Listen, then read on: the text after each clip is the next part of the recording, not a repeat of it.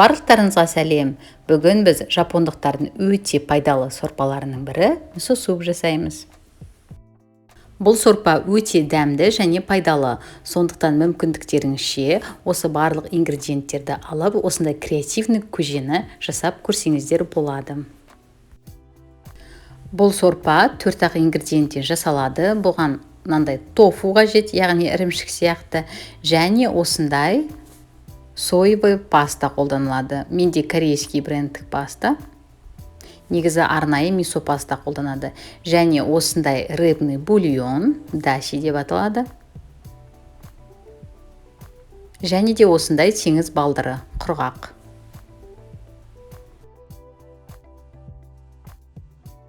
Біріншіден теңіз балдырына салқын су немесе қайнаған су қосып, осылай бұқтырып қоямыз. Ол 5-10 минуттың ішінде 2 есе өседі.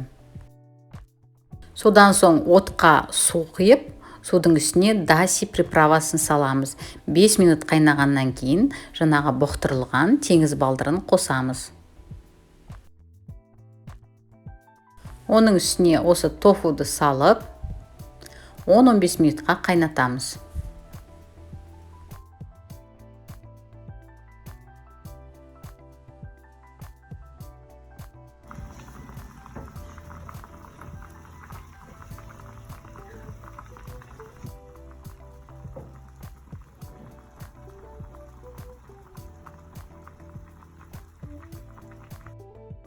Енді осы мисо суптың ең маңызды ингредиенттердің бірі мисо пастаны, яғни соевый пастаны. Осылай суға жақсылап араластырып алып, сорпамызға қосамыз. Жақсылап араластырып, сорпаны пештен алып тастаймыз. Мінекей біздің иісі деген өте керемет болып шығатын дәмді және пайдалы ерекше сорпамыз дайын болды. Қазір оның дәмін көріп, сіздермен бірге бөлісемін.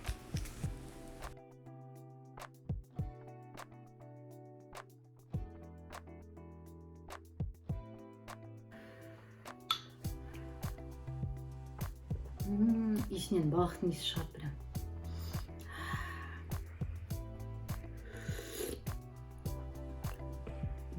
Сорпасының иісі керемет иісінде.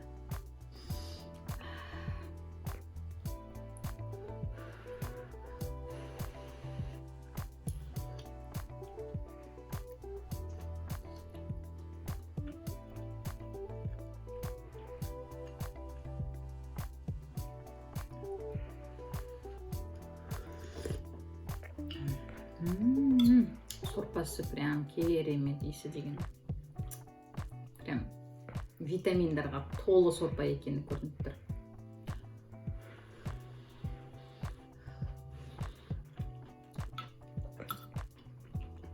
Теңіз балдыры да күшті болып пісіпті.